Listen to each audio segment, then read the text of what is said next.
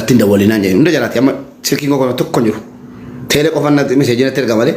dhaabateera meseejiin immoo balaa yoo rakkoon jiraate nu dawwal ishii isa jala jala naan galleena kanaafan kaleessa miira keessa galee ani kanan finfinnee dhufeef intina jechuun miti salaamtaa nagaduun miti salaamtaa keessan bakka barbaadeetti gurguradha kan bunni dhaabatu naawiyya baliifi xaaroo tokkummaa abdii geetaachoo warra Itoophiyaa keessa jiru nabbaadhiidhaaf bunni dhaabata yeroon keessummaa mana jalaa dhaqee dubartiin as natti hin baatu akka waan bineensa ta'e jechuudha maggaarajaa jedhan wallaahi shamarran firii mubaarak jettanii naa iyyuu qabdu turtan sanan miira keessa nagalche kan bunni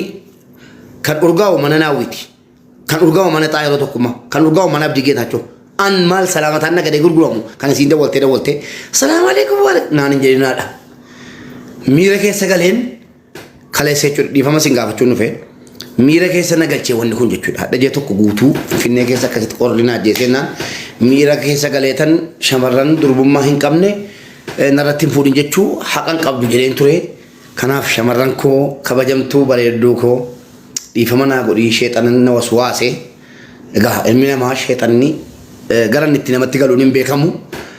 qorra fakkaatee natti gale sheexanni kanaafan shamarran durbummaa hin qabne warri fuutan dabaladhaa yoo isiin maaliif narratti fuuta siin jette durbummaan barbaadaa jira jedheen ture kun badii kootii noof kolchaa isiniin jechuun dhufe utuun taane isinitti jabeessuun dhufe dhageessanii dhiifama isiniin jechuu utuun taane irra deebi'ee isinitti jabeessuun dhufe dhiifama nu gaafachuu jettee gadhee nu waraabbachuu dhufte dhiisan jechuudha suuraan koo gaddeebe kan suuraan wajjin kaawwalte 100 kan bilbila irraa fudhatte 1000 hundi isaa lama lamaan ta'a sadiin ta'a inni kan dubara lama gidduu harka kan baafatee deema mubaarak musammaa qophaa isaa miskiinti jechuudha akka nama namni firan qabne akka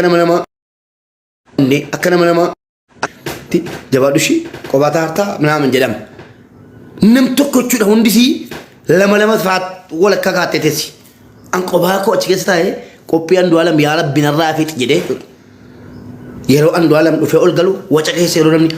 jedhee afaan banee wal qiqqimmiidhu keessaan immoo shaa jedhee maatti gale minno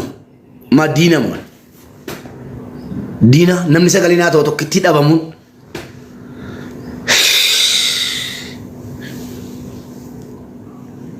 amma kun jireenya kun